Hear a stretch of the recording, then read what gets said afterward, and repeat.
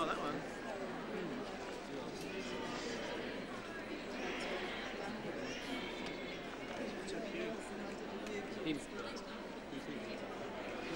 Without repeat? With or without? Without.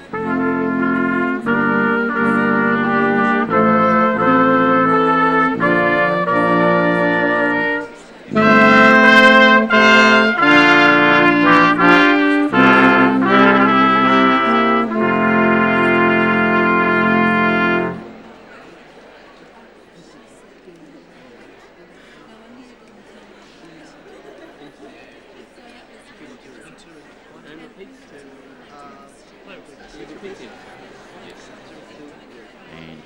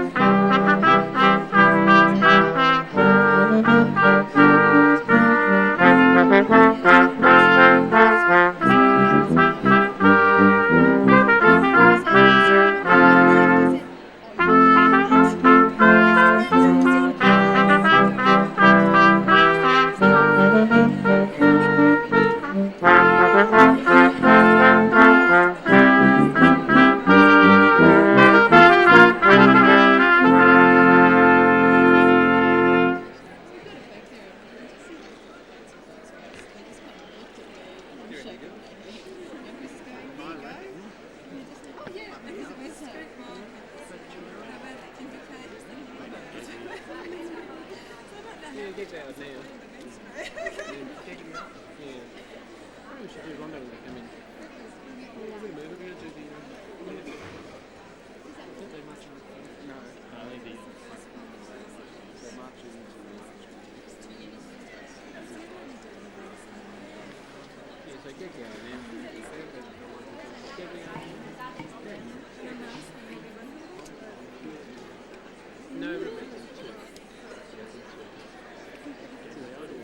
This is the Gagliano.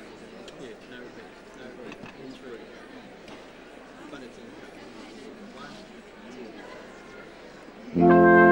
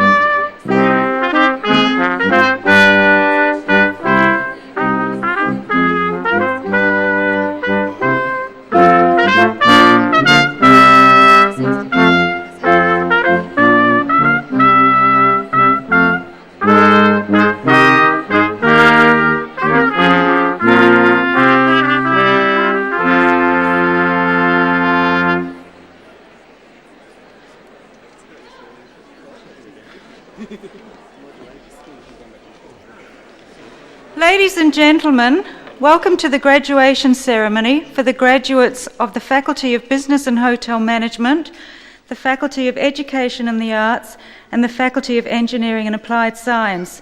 In a few minutes, the graduation ceremony will commence. The procession of staff will enter first. After a brief pause, the university fanfares will announce the entry of the dais party.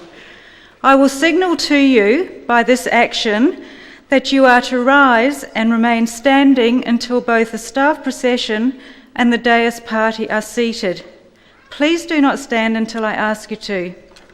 May I also remind you that flash photography is prohibited in the auditorium, and for the mutual comfort and enjoyment of all members of the audience, the university requests your cooperation in observing this rule. Thank you.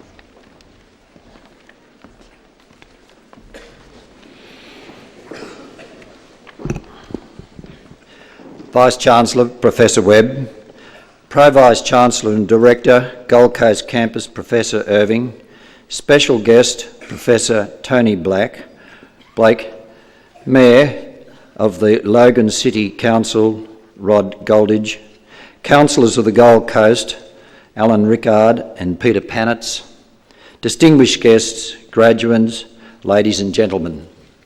It is customary for the university and its guests to gather as a body for the purpose of conferring academic awards on its graduates.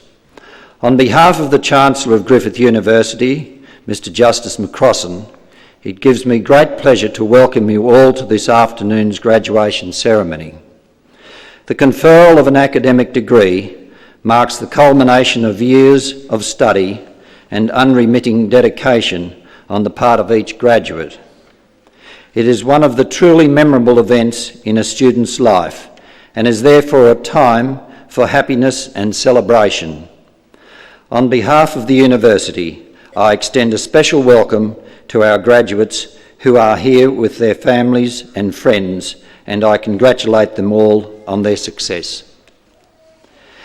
Today, Professor Tony Blake will be presenting the ceremony's keynote address. Recently appointed Vice-Chancellor of the University of Technology, Sydney, Professor Blake has enjoyed a long and successful career in the field of science education. More will be said about Professor Blake and his career later in the proceedings. In the meantime, I extend to him a very special welcome. We are delighted that he is able to share with us this important occasion in the life of the university and look forward to hearing his address. 1996 is a significant year for Griffith University, marking as it does our 25th anniversary. Throughout this university year, members of the university community will have the opportunity to reflect on Griffith's past and join together in celebration for its many achievements. Since its establishment in 1971, Griffith has maintained a unique vision and a distinctive mission in the pursuit of academic excellence and in the provision of community service. A long-standing commitment to a collaborative and interdisciplinary approach to teaching and research, together with a progressive and innovative outlook, has seen the university chart a new path across higher education landscape. Today, Griffith University enjoys a national reputation for excellence in many fields and is one of Australia's fastest growing universities. In 96, the university will have some 20,000 students on 5 campuses from Brisbane to the Gold Coast, with a 6th campus to be established at Meadowbrook in Logan City. This afternoon's graduation ceremony is one of 2 such events taking place today, reflecting the growth of students' numbers at the university's Gold Coast campus, the fastest growing of all our campuses. To meet the resulting demand for additional physical resources, the university has embarked upon a substantial capital works program at the Gold Coast campus. This includes the provision of a new community building, an engineering building, and an information services centre. All these projects are aimed at ensuring the maintenance of quality across all elements and levels of operation at the university, including the provision for first-class facilities. Our graduates today illustrate the breadth and diversity of a modern university education in an innovative institution such as Griffith University. Graduates from the Faculty of Business and Hotel Management will receive their awards, along with the graduates from the Faculty of Education and the Arts and the Faculty of Engineering and Applied Science. We welcome all of them to this ceremony and readily acknowledge all their achievements. The Faculty of Business and Hotel Management has positioned itself as a leading provider of innovative courses which have a strong career focus. Introduced for the first time in '96 were the Bachelor of Business in Retail Management, the Bachelor of International Finance, the Graduate Diploma of Applied Psychology, and the double degree Bachelor of International Finance, Bachelor of Arts in Japanese. The faculty also enhanced its research profile in 1995 with the award of over $50,000 in national competitive grants to support research work. Such grants are a significant indication of the esteem in which the faculty's work is held by peers and colleagues, and we congratulate the faculty on its achievements. The Faculty of Education and the Arts also continued the active development of its academic program in 1995 with the introduction of two new undergraduate degrees, the Bachelor of Arts and the Bachelor of Arts in Communications. This year, the faculty introduced its new Bachelor of Arts honours course and its Master of Arts with both coursework and research strands. The Faculty of Engineering and Applied Science experienced strong demand in 1995, with an increase in postgraduate research students of 80%. In response to this increase, the Faculty of Engineering and Applied Science has developed a number of new courses, as well as reviewing and restructuring existing courses over the last 12 months. The new School of Information Technology became operational in 1995, and the Bachelor of Information Technology, together with the new Master of Computing, were offered for the first time. This year, the faculty introduced three new undergraduate degrees: the Bachelor of Environmental Science, the Bachelor of Science in Ecotourism, and the cross-faculty Bachelor of Multimedia. The faculty's first purpose-built building for engineering was completed in 1995, and the School of Engineering, Science and Information Technology recently took up residence in their new premises. The $4 million building will provide Queensland with its most up-to-date concrete and structural testing facilities, as well as much-needed civil engineering laboratory space for teaching and research. The faculty will add significantly to the engineering infrastructure of the Gold Coast region. Ladies and gentlemen, let me return now to the students who have completed their studies and who are to achieve their awards today. They have demonstrated a command of the knowledge and skills necessary for their chosen field of endeavour, as well as a willingness to persist with a level of discipline needed for high achievement in any field. Together, these qualities provide an excellent foundation for establishing a successful career. Our graduates this afternoon join an impressive company of people who have already achieved success and acclaim in Australia and overseas. Our new graduates will, I am sure, make an equal contribution. As we continue with this afternoon's proceedings, I express my warm congratulations to each of the graduates and extend to them our best wishes for their future ahead. I now call on Pro-Vice Chancellor and Director, Gold Coast University College, to present the Director's report on the activities for the campus during 1995.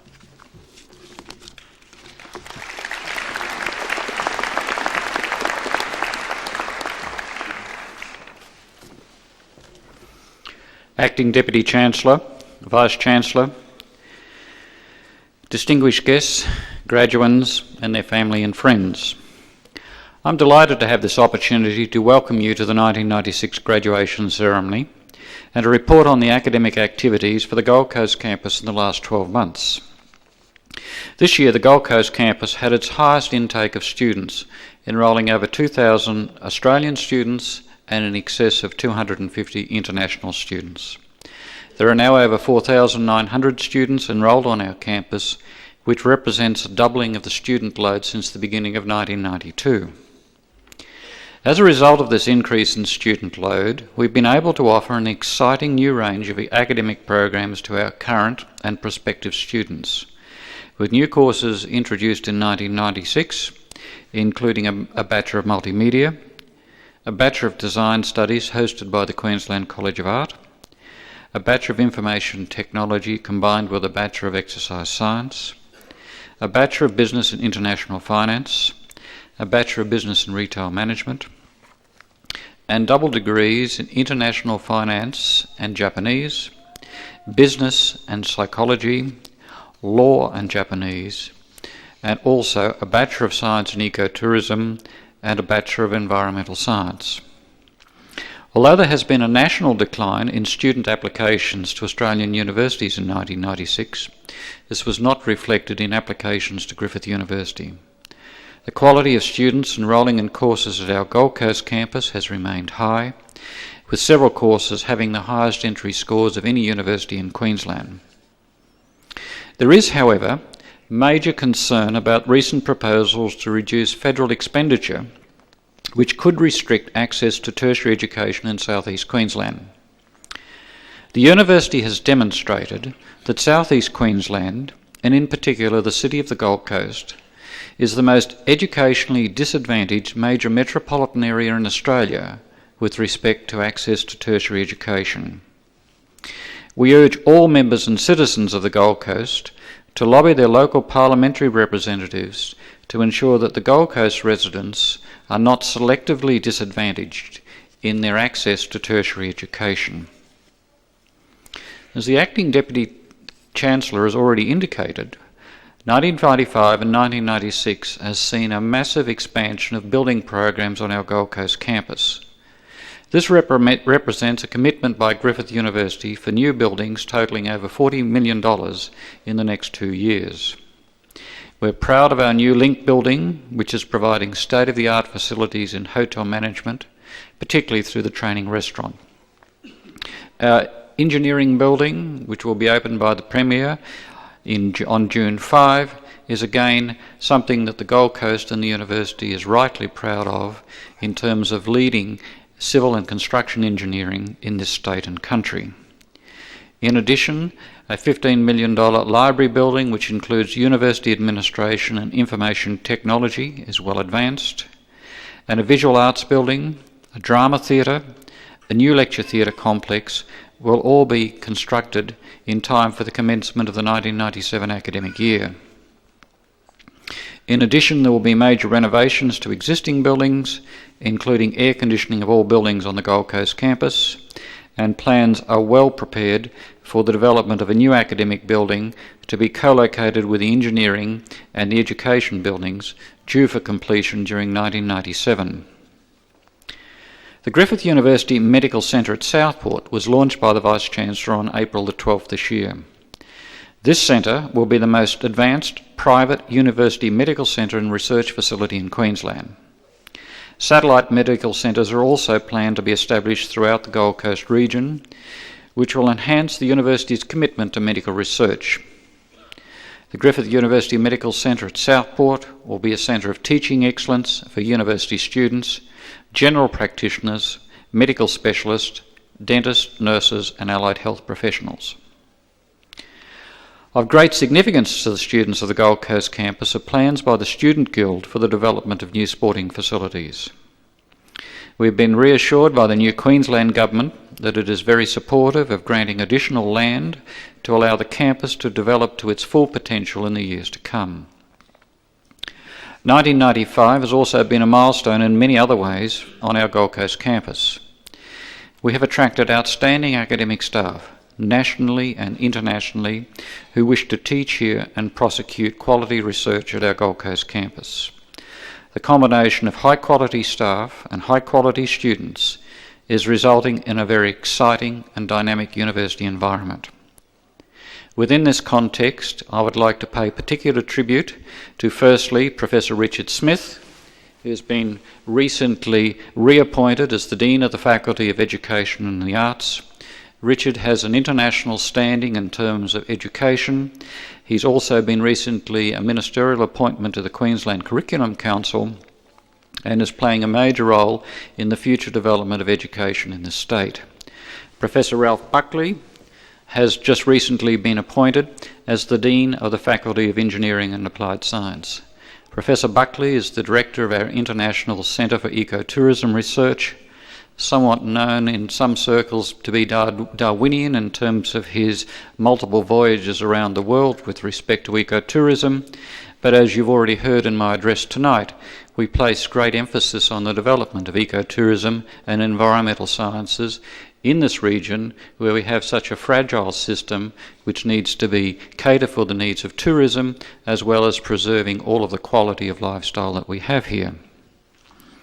The recent prizes and awards ceremony confirmed the strong Gold Coast community support for recognising academic excellence by our students, with the total value of donated prizes and scholarships exceeding $25,000. The awards, sponsored by 36 local organisations, are integral to the university's philosophy of providing professional qualifications for highly marketable graduates in consultation with our major Australian employers. I'd also like to pay tribute to the commitment of our students who continue to perform at an outstanding level, not only academically, but also in the sporting arena and as ambassadors for the university in our community. We're proud of them and we applaud them for all of their achievements. In particular, I urge you to join our Gold Coast and University Alumni Association, not only to keep in touch with your graduating students and friends, and also the activities of the university, but you'll find that throughout your professional career, the contacts that you make through your alumni will be invaluable in the development of your careers. This year also marked the 10th anniversary of the first meeting of the Advisory Council of the Gold Coast College of Advanced Education, which has subsequently become the Advisory Council of Griffith University on the Gold Coast. It was somewhat amusing to note that the original planning for the Gold Coast campus indicated a likely student population of 2,000 students by the year 2000. We had already exceeded this by 1992, and it's anticipated that the student population on the Gold Coast campus will exceed 7,000 students before the turn of the century. The foundation members of the Advisory Council can be justifiably proud for the university campus that they helped create, and we are grateful for their continued commitment to quality, teaching and scholarship in this region. In particular, I would like to pay tribute to 3 of the original Foundation Council members, Lady Barbara Hickey, Mr Peter Hobart and Mr Ken Smith, who have been on our Advisory Council since its inception. Their commitment to the university and the development of education in this region is unquestioned. Ladies and gentlemen, the last 12 months has been an exciting and stimulating time for all of us on the Gold Coast campus. We look forward with confidence to the future as we continue to strive to produce academic scholarship and teaching of the highest international calibre. Thank you very much.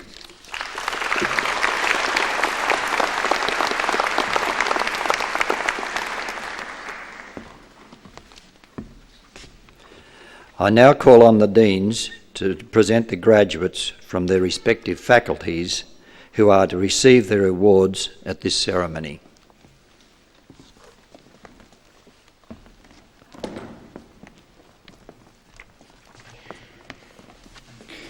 Acting Deputy Chancellor, the Dean of the Faculty of Business and Hotel Management.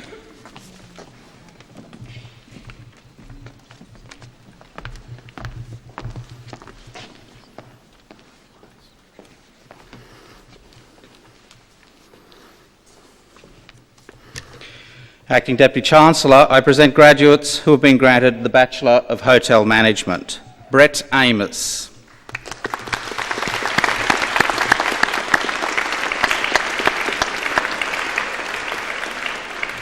Anne Barnard Brown.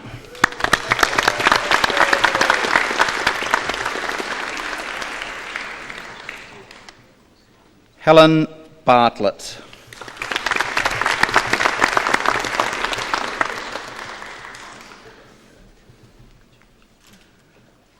Gloria Batiga.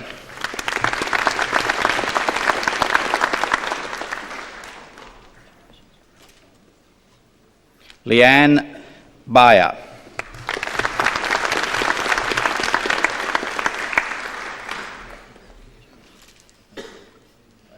Suzanne Bowson.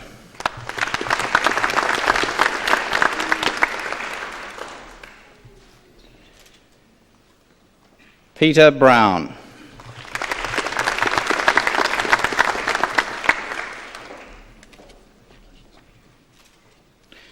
Kathy Chan.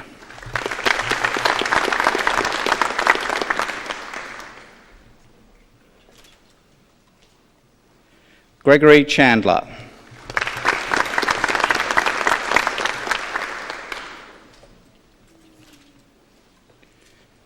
Andrew Chapman.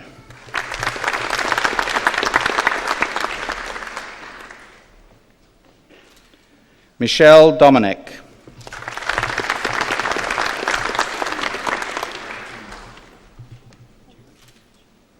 Sarah Foley.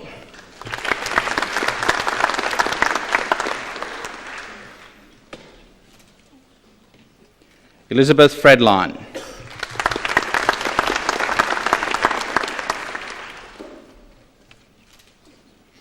Amanda Griffiths.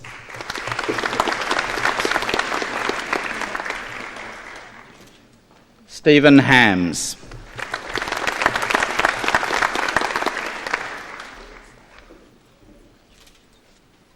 Amanda Hawes.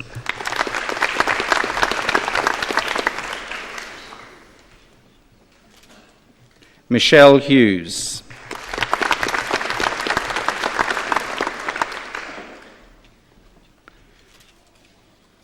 Dedi Iskandar.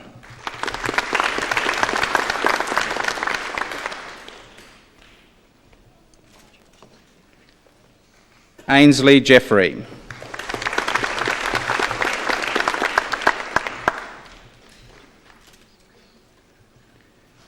Wana Kasem Kiat Sakul.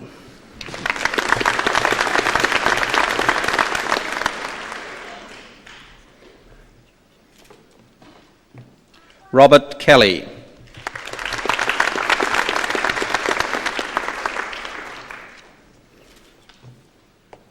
Johnny Q.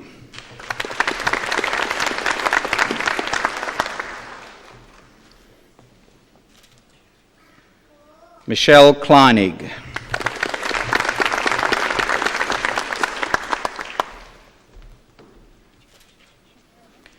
Janelle Landale.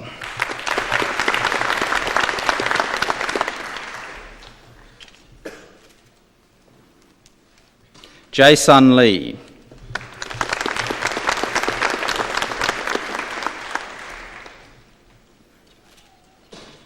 Sang Lee.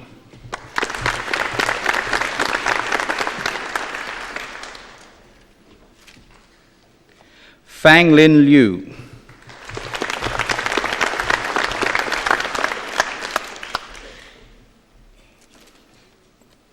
Nicole McKenzie.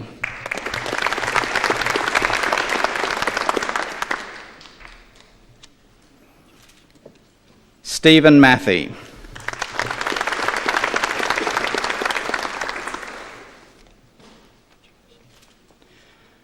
Amanda McNally.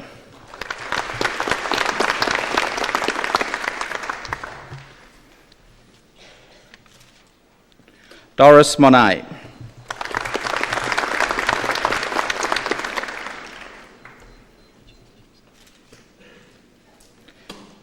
John Morse.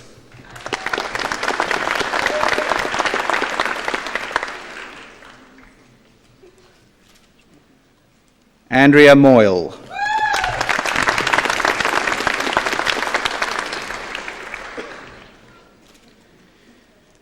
Joanne Ogden.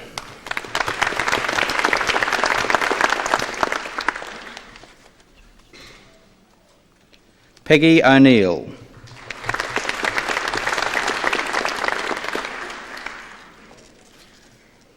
Paulus Prasetya.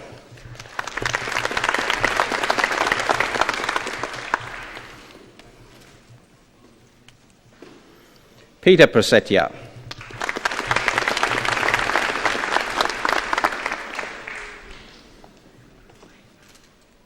Josephine Fifi Putrajaya.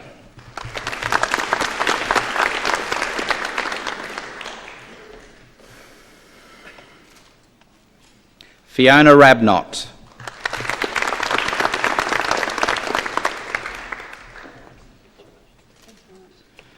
Kylie Rains.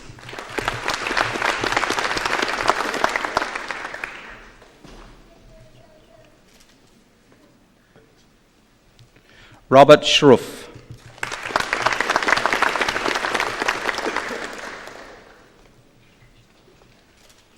Amy Shue.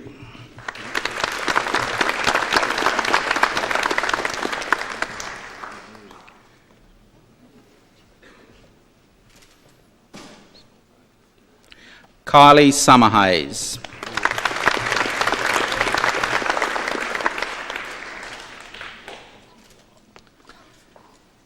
Mark Sutherland.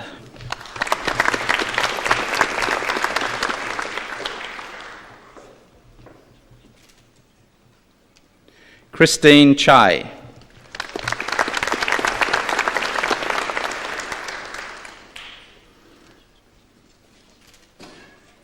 Mark von Arnhem.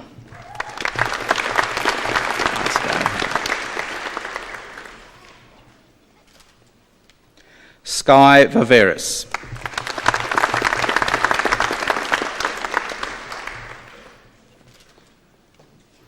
Scott Wallace.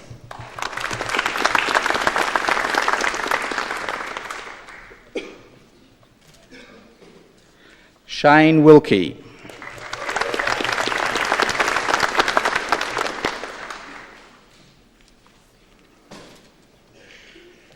Samantha Wilkinson.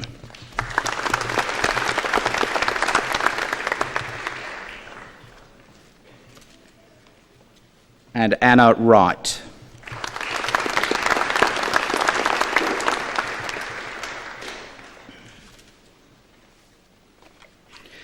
Acting Deputy Chancellor, the Medal for Achievement in the Bachelor's Degree course may be awarded annually to the graduate with the highest academic achievement in the course. The medal is not awarded if there is no candidate of sufficient merit. Acting Deputy Chancellor, I present the graduate who has been a graduate the Hotel Management, who's been granted the Hotel Management Medal, Elizabeth Doris Fredlin.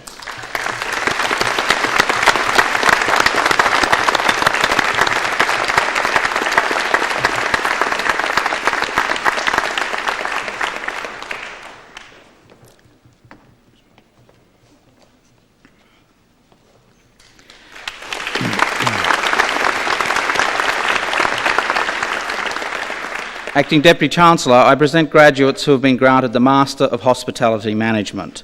Laurie Sue.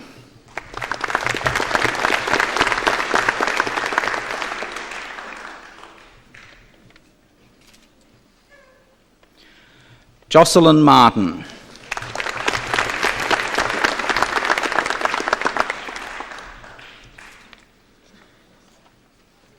And Ravi Masakorala.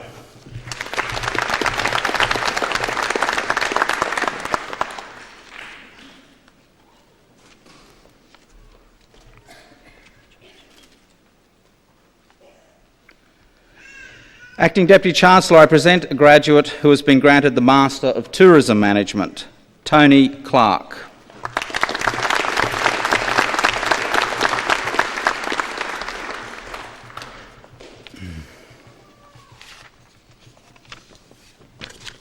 Acting Deputy Chancellor, that concludes the presentation of graduates of the Faculty of Business and Hotel Management.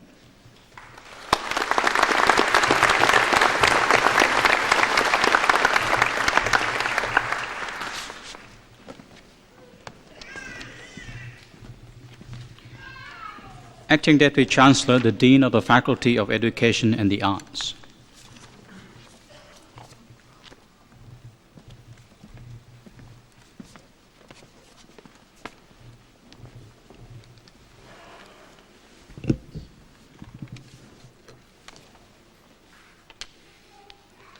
Acting Deputy Chancellor, I present graduates who have been granted the Bachelor of Arts. Bernard Brown.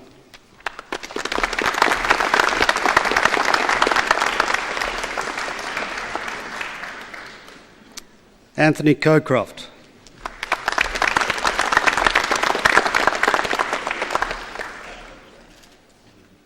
Fisher Torbo.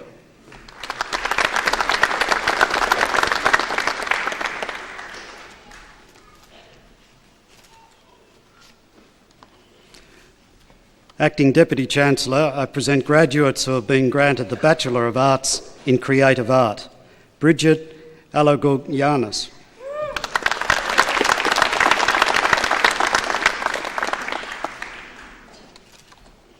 Nicole Burke.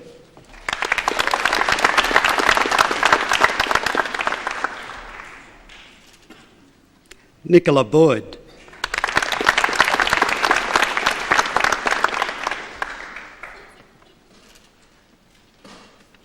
Kate Collins.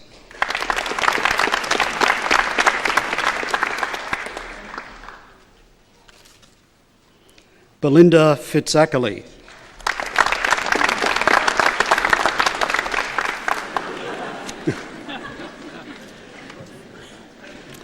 Mitch Goodwin.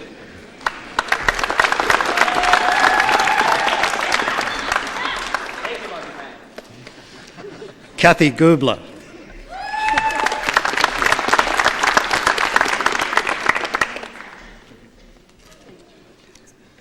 Glenda Guest.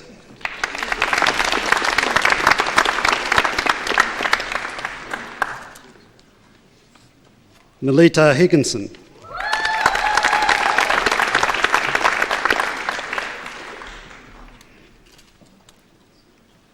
Penny Hoffman.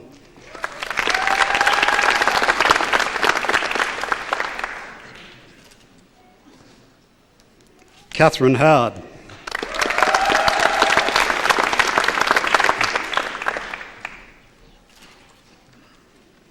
Danica May.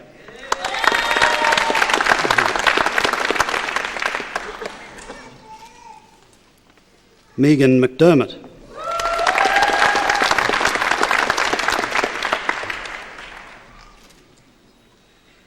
Tamasin Fikret Mustafa.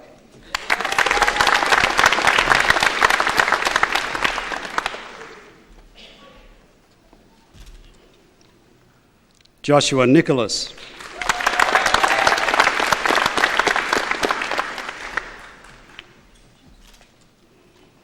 Inga Norgrove.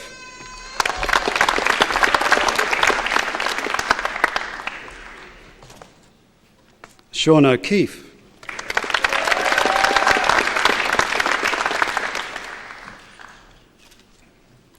Jeffrey Parr.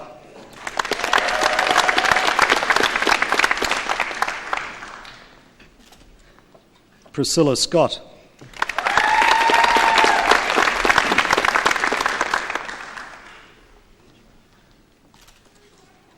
Jacqueline Summers.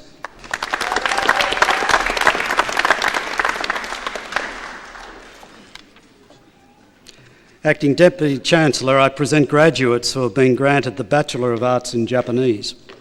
Tara Britton.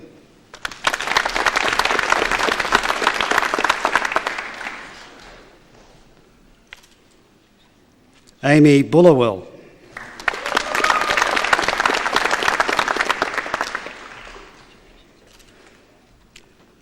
Linda Carroll.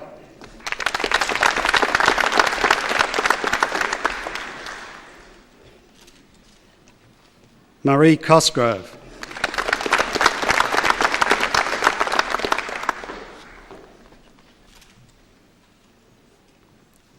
Anna Maria Kufi.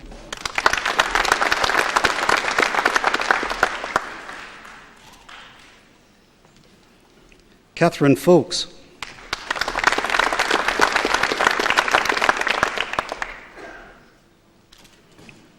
Dean Hamaka.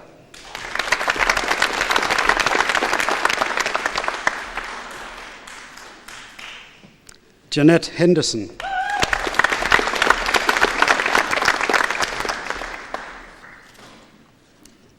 Frank James.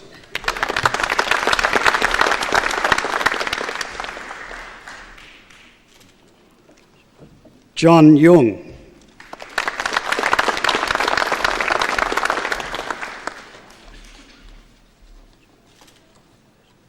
Mo Lee.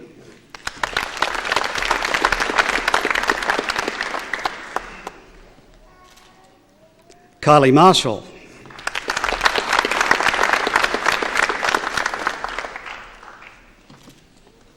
Cassandra McGeorge.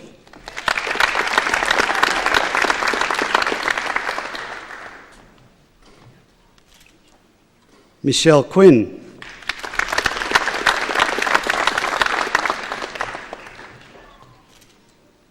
Lorraine Silipo.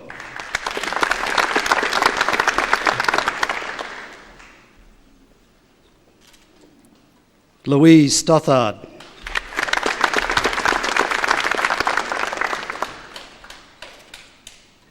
Jennifer Trott.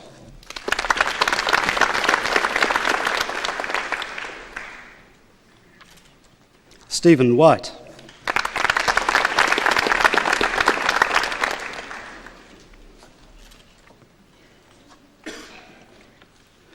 Acting Deputy Chancellor, I present graduates who have been granted the Bachelor of Education. Dallas Anderson.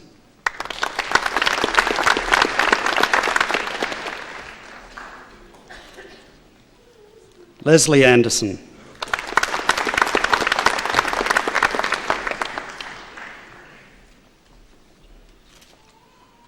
Sean Bailey.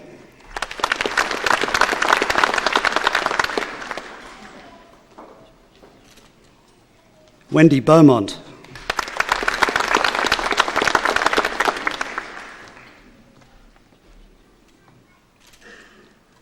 Norma Billawol.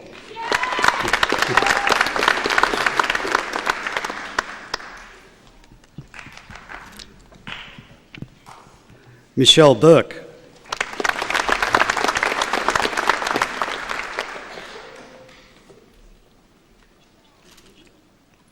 Lynn Cowie.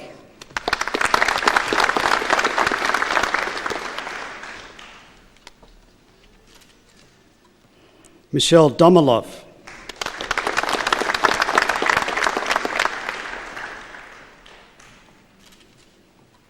Kim Green.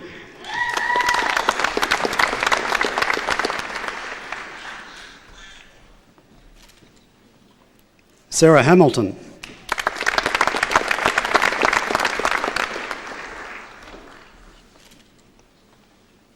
Jacqueline Hartigan.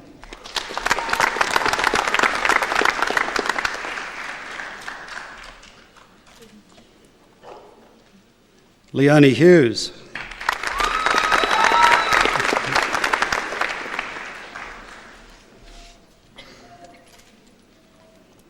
Samantha Hurst.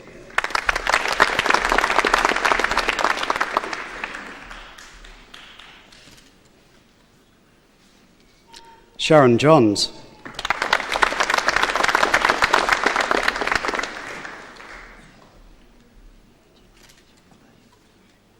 Helen King.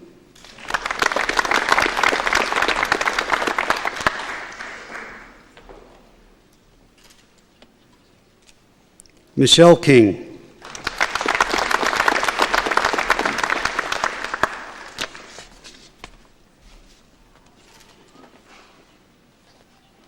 Angela Kirk.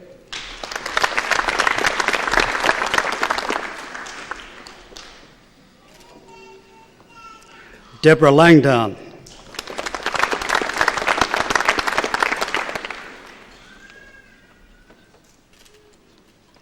Jackie Lanham.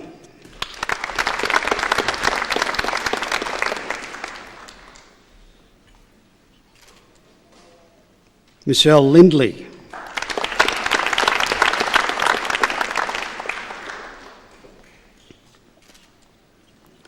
John McKinley.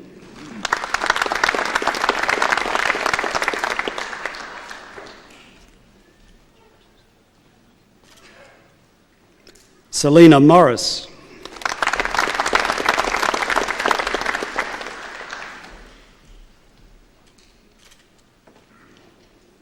Christina Neal.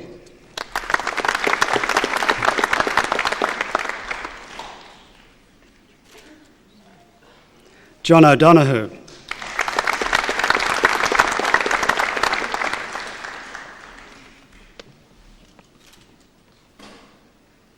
Rachel Smith.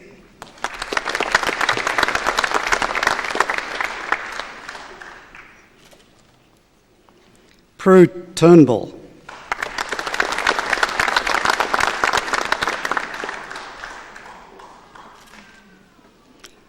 Jennifer Walkerdine.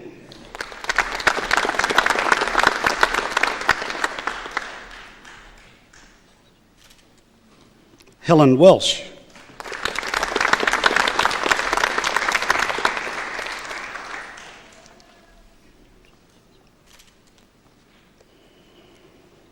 Acting Deputy Chancellor, I present graduates who have been granted the Bachelor of Teaching. Tamara Alfozio.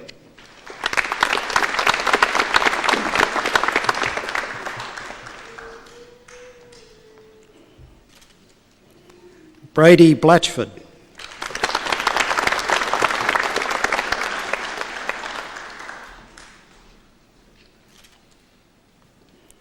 Scott Bunch.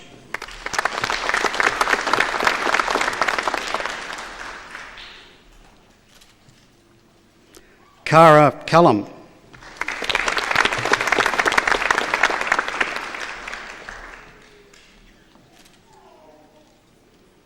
Tanya Chetham.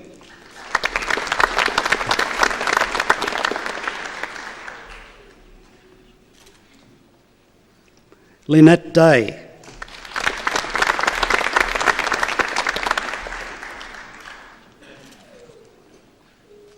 Sally Elsby.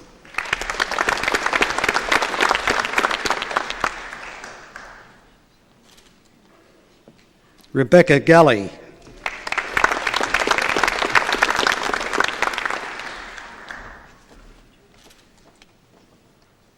Lynn Grawn.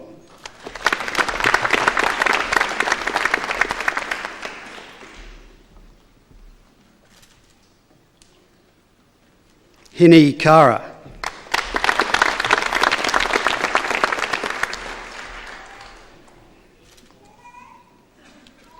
Sue Ellen King.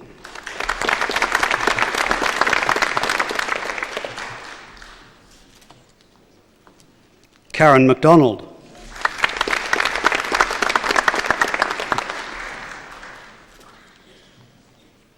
Annette McVicker.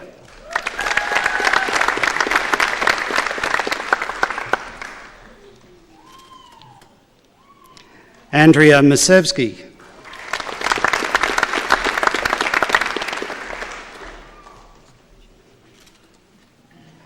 Michelle Mooney.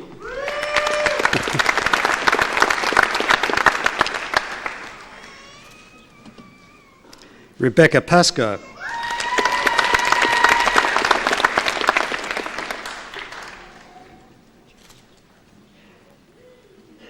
Caroline Perrott.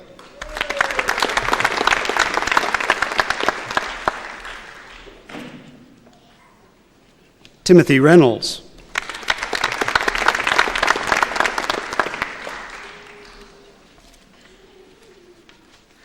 Penny Scanner.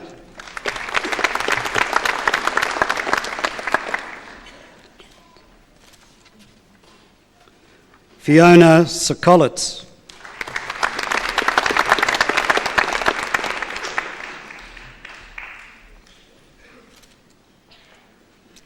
Lauren Turnbull.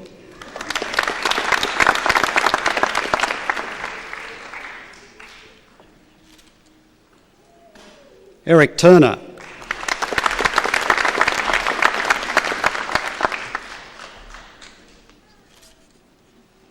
Sue Turner.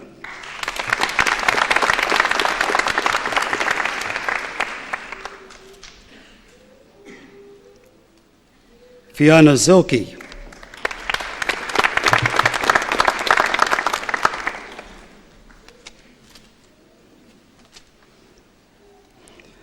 Acting Deputy Chancellor, the Medal for Achievement in the Bachelor's Degree course may be awarded annually to the graduate with the highest academic achievement in the course.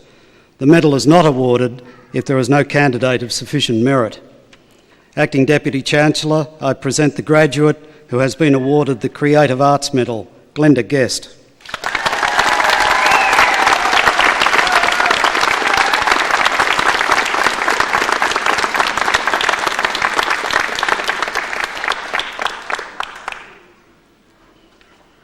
Acting Deputy Chancellor, I present the graduate who has been granted the Teaching Medal, Sue Turner.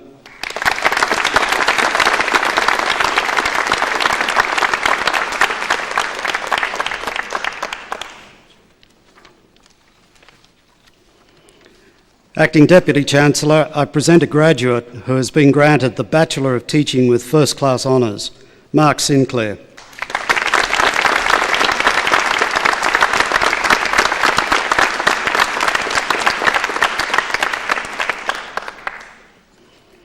Acting Deputy Chancellor, I present graduates who have been granted the Graduate Certificate in Teaching of English as a Second Language, Joan Cherian.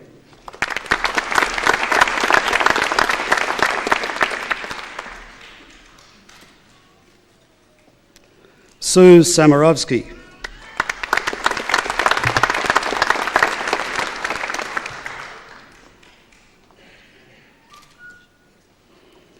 Mina Saxon.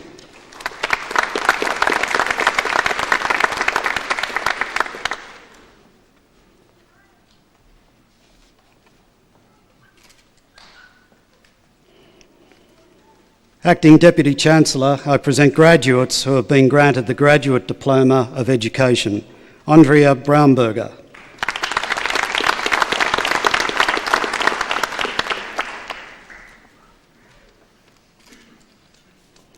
Rebecca Hill.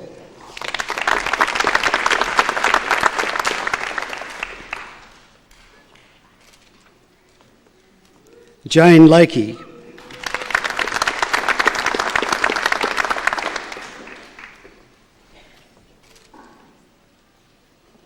Heidi Pearce.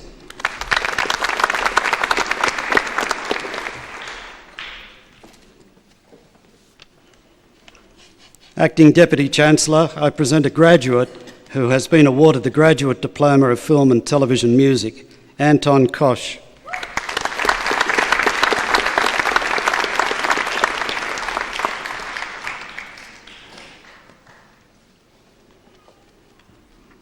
Acting Deputy Chancellor, I present a graduate who has been granted the Master of Education, Rayala Rooney.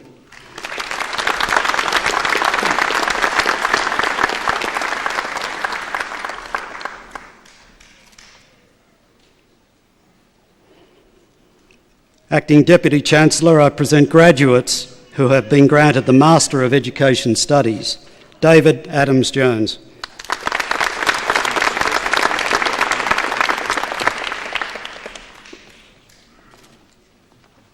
Mark Aitken.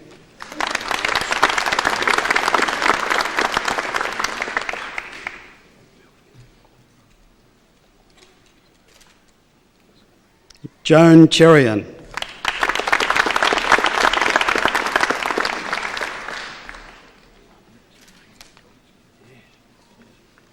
Xiang Yu Wang.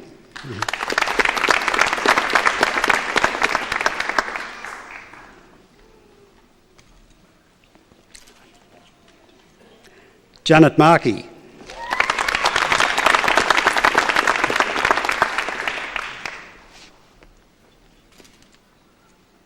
Ross Wilson.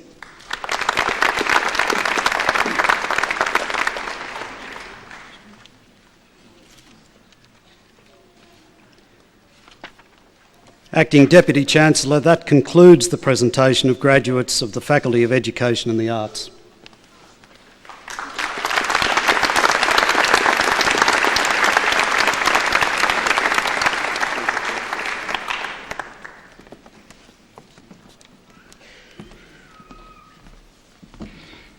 Acting Deputy Chancellor, the Dean of the Faculty of Engineering and Applied Science.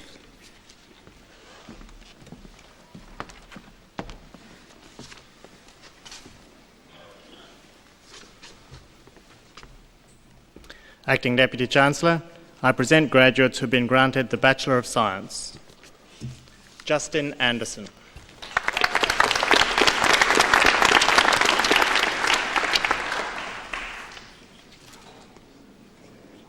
Stephen Barnum.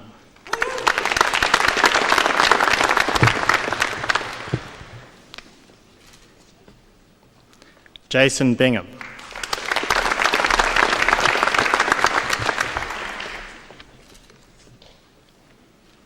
Michael Blumenstein.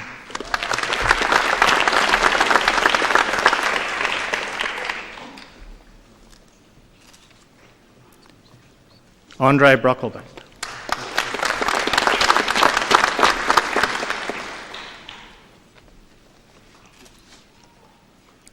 Nicole Crowther.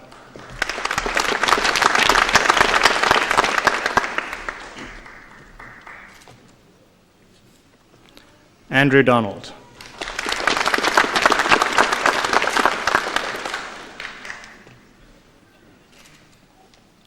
James Edmondson.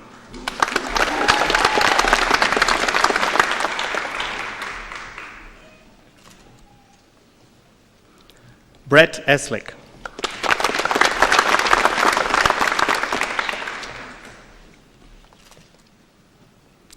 Julia Huang.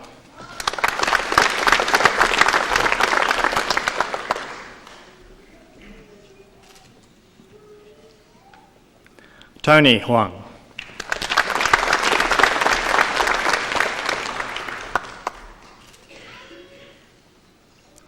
David Hunt.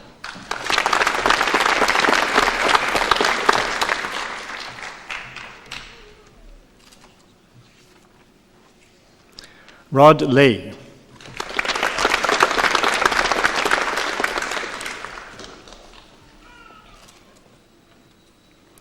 Chun Xian Liu.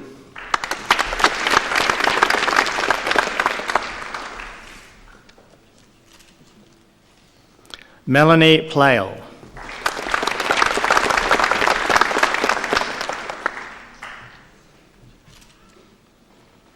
Brian Robinson.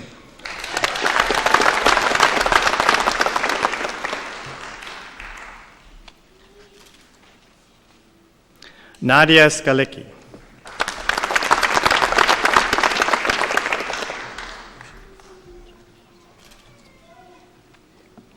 Luke Stratton.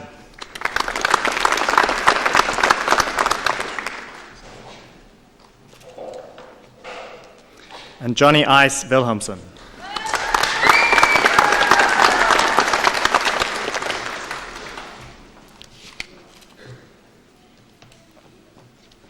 Acting Deputy Chancellor, I present graduates who have been granted the Bachelor of Science with First Class Honours. Lexi Friend.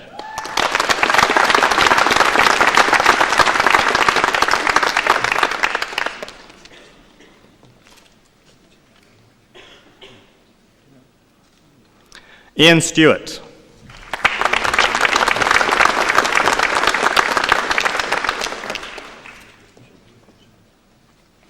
Kung Tran.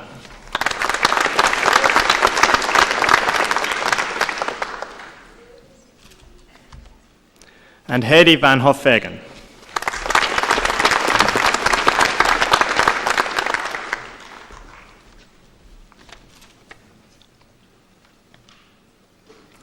Acting Deputy Chancellor, I present two graduates who have been granted the Bachelor of Science with Second Class Honours, Division A. Lynn Kazunovich.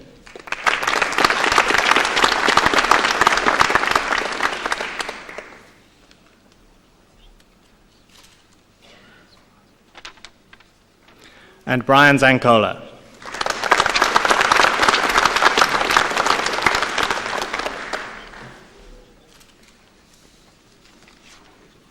Acting Deputy Chancellor, that concludes the presentation of graduates of the Faculty of Engineering and Applied Science.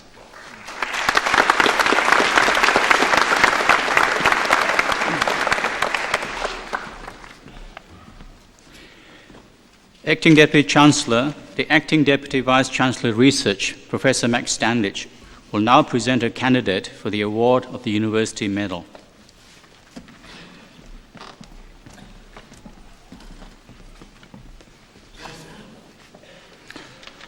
Acting Deputy Chancellor, the University Medal may be awarded to a graduate who has completed the requirements for both a bachelor's degree of the university and a degree with honours in recognition of academic excellence. Acting Deputy Chancellor, I am pleased to present a graduate of the Faculty of Engineering and Applied Science who has been granted the 1995 University Medal, Lexi Robin Friend.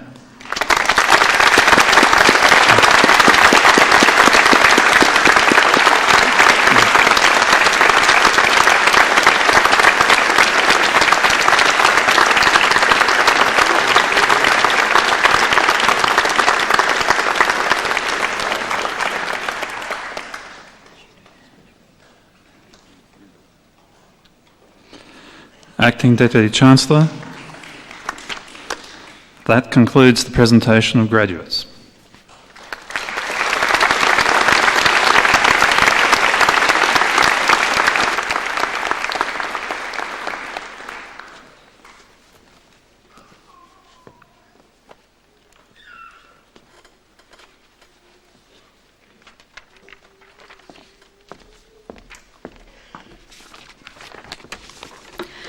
Ladies and gentlemen, there will now be a brief musical interlude performed by Brass Razoo.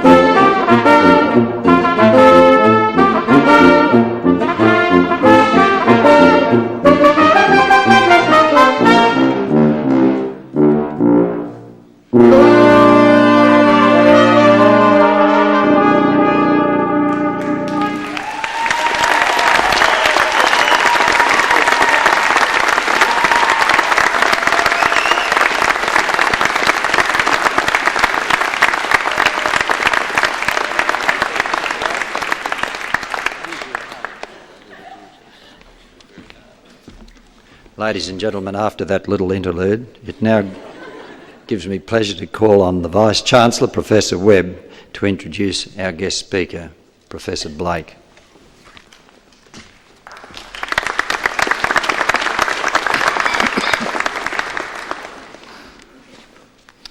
Acting Deputy Chancellor, it is my privilege and pleasure to introduce our guest of honour today, Professor Tony Blake.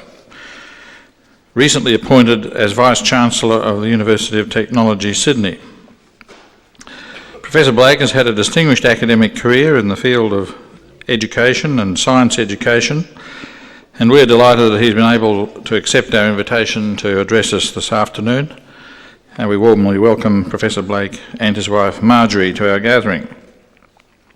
Tony Blake was born and educated in Melbourne, where he received a Bachelor of Science and a Bachelor of Education from the University of Melbourne. He also holds a Master of Science from the University of Melbourne and a PhD from the Purdue University in Indiana.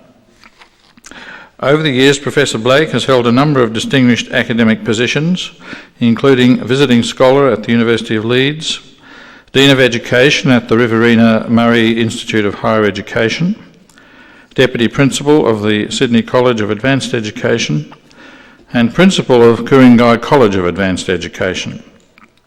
Professor Blake was appointed Deputy Vice-Chancellor of the University of Technology, Sydney, and as of March this year, I think I should read April, Vice-Chancellor of the University of Technology, Sydney. Professor Blake has published widely, nationally and internationally, in the fields of science and education. He is the author of many journal articles and research reports and of 4 textbooks. He has also delivered numerous invited addresses and conference papers both here in Australia and overseas. In addition to his university commitments and his roles on several government committees concerned with education, Professor Blake has freely given of his own time and energy to the cause of education. To this end, he has been a member of groups such as the Victorian Universities and Schools Examination Board, the New South Wales Higher Education Board, and the TAFE Accreditation Council. He has also been a member of several journal editorial boards, including the journals Research in Science Education and the Journal of Research in Science Teaching. Ladies and gentlemen, it is with very great pleasure that I welcome Professor Blake here this afternoon, and I now invite him to deliver the occasional address. Thank you.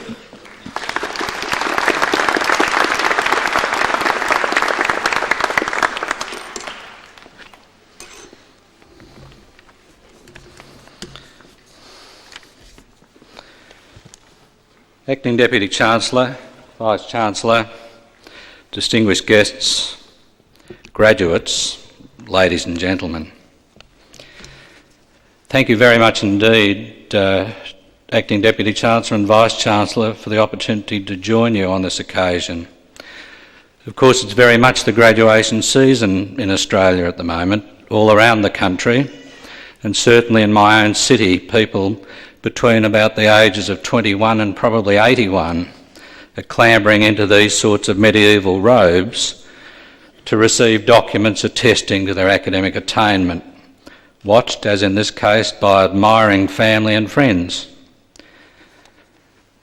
I think these are wonderful events, and I hope you do too, and my wife and I are very pleased and indeed honoured to be invited to share yours today, especially so in the year of the 25th anniversary of Griffith University.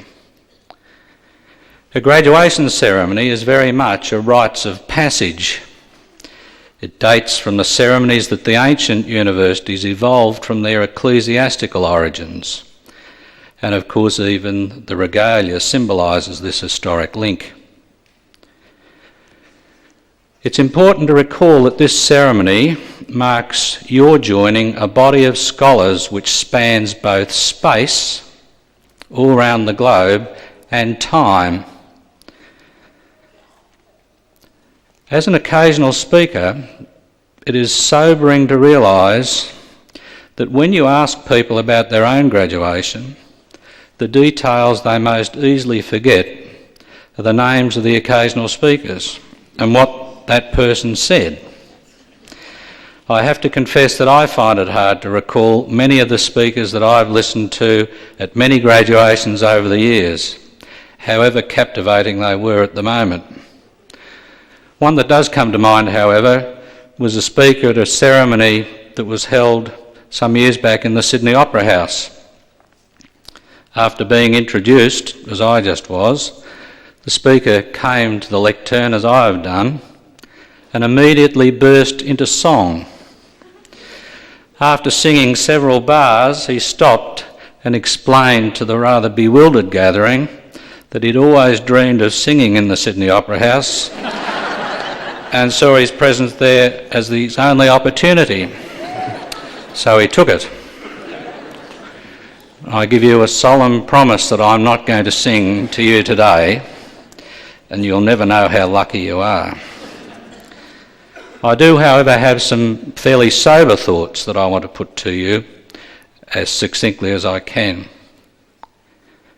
And I'm talking specifically to the graduates, so I hope the others will bear with me. I suggest to you that graduation brings with it both opportunities and obligations. Opportunities to enter professional fields not available to non-graduates, and obligations to contribute to the society that has supported you to the point of graduation. And in this regard, I propose to you that the overarching obligation is to use your knowledge, skills and your talents in the best interests of humanity, and particularly in the best interests of future generations. If you like, to do your best to ensure that you leave this earth a little better than you found it. I can recall my first graduation, albeit 33 years ago. These were issues of emerging importance then, and as a new graduate I was very impressed and concerned by an article I'd read at the time by a scientist called Garrett Hardin. It was entitled "The Tragedy of the Commons." He was using the term in common as referring to that piece of common pasture that was maintained in European village communities in days gone by for peasants to graze their animal, probably a milking animal. Harden made the point that the survival of these commons relied at the time on all the inhabitants of the village keeping their demands modest. Once an individual decided to graze a second animal, because after all, one more wouldn't really be noticed, other individuals decided that they should too, otherwise they were being left behind or exploited by their selfish neighbour. After all, if it was good enough for that neighbour, it was good enough for them. Of course, the inevitable escalation led to overgrazing and the ultimate degradation of the common. So a new common had to be found, and so on. Harden likened the mentality underlying the destruction of the commons in medieval times to what we now confront on a global scale. Except, of course, in those days, there was really no such thing as market economies and consumer-driven economies. The last thing I want to do is to spoil the mood of this happy occasion by concentrating on doomsday predictions about the fate of the globe. But I do want to take the opportunity to focus on some of the incredibly complex challenges that confront our world and urge you to think hard about how you can have an impact for good. I anticipate that most, if not all of you, will enter or have already entered employment which will involve you in giving people some product or service that they want, or in dealing with circumstances where your clients are affected by their wants not being satisfied. Our society, and increasingly many other societies, are increasingly dependent upon people buying goods and services. We are constantly on the lookout for new products to put into the marketplace, and Australians in particular tend to be world leaders in responding to new products. Witness our enthusiasm for mobile phones, fax machines, home computers and so on. I want to focus for a minute or two on what I've described as the rise of consumerism, our society's dependence on it and its impact on our modern day commons. In my lifetime, I've witnessed an enormous growth in consumerism in Australia and worldwide. And whereas for many years after the Second World War, consumerism was largely a phenomenon of the West, it is now spreading rapidly through countries that until recently formed the Eastern Bloc. Jacques Attali, who's the president of the European Bank for Reconstruction and Development, the group that's pumping a lot of development money into the Eastern Bloc, has noted that it was the popular allure of the democratic consumer society, jeans, Walkman and fast foods, not the official threat of nuclear annihilation that critically undermined the legitimacy of the Soviet bloc regimes among their own people. I'm sure we can all understand and empathise with the desire of people to gain access to goods and services that make life more pleasant and less arduous. I admit to being as attracted to them as anyone else. But the mind boggles at the prospect of more and more people on earth demanding a standard of living and access to the consumerist lifestyle that we now enjoy. It is a massive threat to the commons.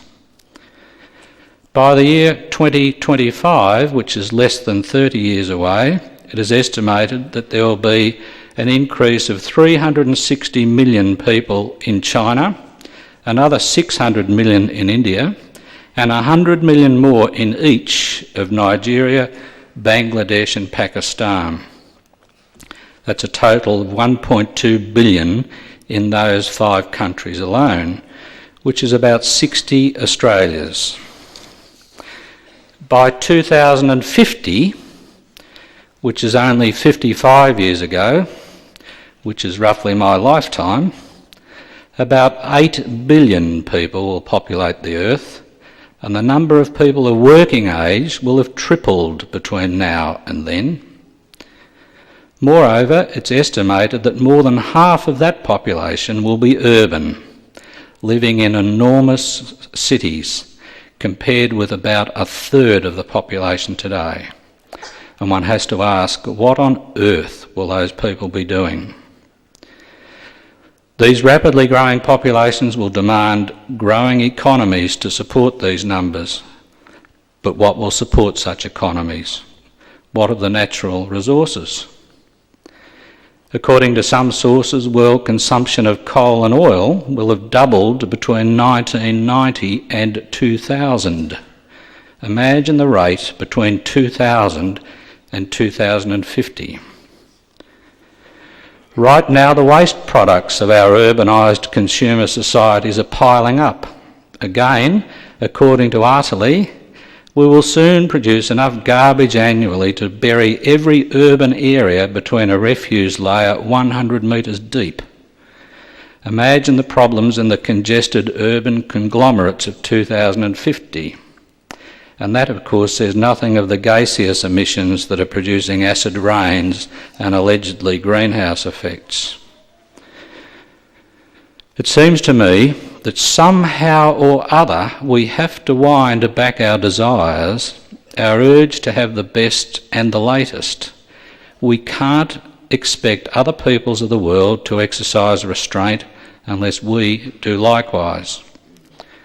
We have to learn ways of enjoying life in general and our environment in particular without further destroying it, of living much more in harmony with the capacity of a crowded globe to sustain and maintain a congenial environment for all, not just for a decreasingly small percentage of the population who can afford to live in a congenial way. Essentially, we have to reduce our reliance on consumerism as the driving force of our economies. Incidentally, as an educator, I happen to think that consumerism has had more subtle, sinister effects on our society than those which I've alluded to already. I think it's obvious that our children are saturated with tempting offers for this and that from a very early age. Witness television advertising, with the expectation planted that they should expect instant gratification. I want, so I should get, right now. This, of course, is fine for promoting spending and therefore for turning the wheels of a consumer-driven society. But I suggest to you it's antithetical to the nurturing of attributes such as perseverance and working towards long-term goals. And I also suspect that it has a lot to do with our growing debt, which is the downside of consumer-driven economies, and outbreaks of crime of the sort that now appear rife in societies undergoing major metamorphoses, such as Russia and South Africa, where have-nots seek desperately to become haves. If I sound as though I want to purge the world of consumerism, I should balance the picture by stating that I don't. As a matter of fact, I don't think it's possible. And although I'm neither an economist nor an historian, I believe that history has shown that we have not yet learned of another successful basis to economic growth. But we are going to have to very soon, or at the very least learn to moderate our needs and desires to achieve a better balance. I feel very strongly that it is most important that our universities take more responsibility in this area. I'm aware that this university has a record of significant work and interest in this area, and I'm very pleased that my own university is in the throes of establishing an Institute for Sustainable Futures. This institute is planned to work with government, the private sector, other universities and research institutions to bring multidisciplinary perspectives to bear on ways and means of tackling some of these very big but very important problems. This, of course, is an earnest effort by only one institution. My message today is all of us, as institutions and as individuals, will need to find our own ways and means of contributing to new solutions. This is the great challenge that I put to you as new graduates and potential leaders of your generation. I suggested earlier that you will all be involved in professions and industries where you will have both the opportunity and the need to modify current modes of practice. You will have to take the lead in promoting major changes in thinking and approach in order to make any headway at all. For if not you, who will do it? Let me conclude by quoting Jacques Attali once more, and remember, this is a banker talking. The real loser of the next millennium will be the planet itself if the imperative of the market is allowed to run rampant without constraint. Natural resources which took billions of years to create will be depleted as the earth is overrun by nomads, loaded down with objects fabricated out of irreplaceable raw materials. If the current generation does not combat the compulsion to possess everything, all future generations will be the losers. I wish you all the very best.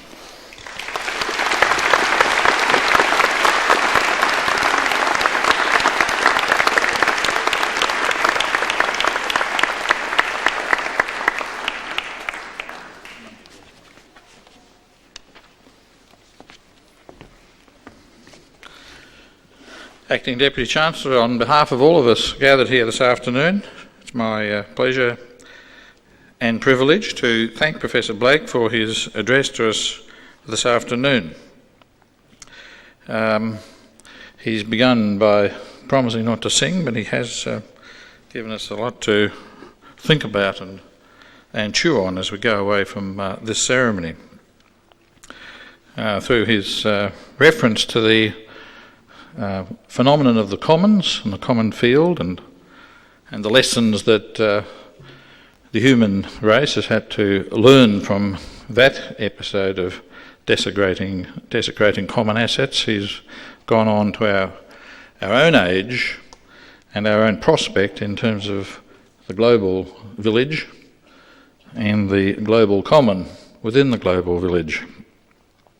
The themes that he's touched on are, of course, vital and powerful in their influence on our thinking, and he's asked us all as individual members of a global society to make sure that in our pathway into the future we address these concerns which indeed deal at their centre with the future of our globe and the future of mankind and the futures beyond that of our universe.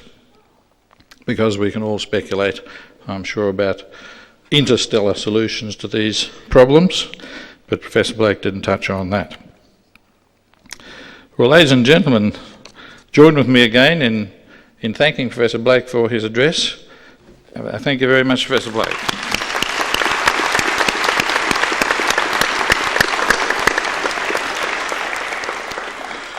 And could I endorse other invitations that our graduates will have received to join in the Alumni Association of the University, and in particular the Gold Coast chapter of the Association, and continue to support the University as you go into your futures. Thank you very much.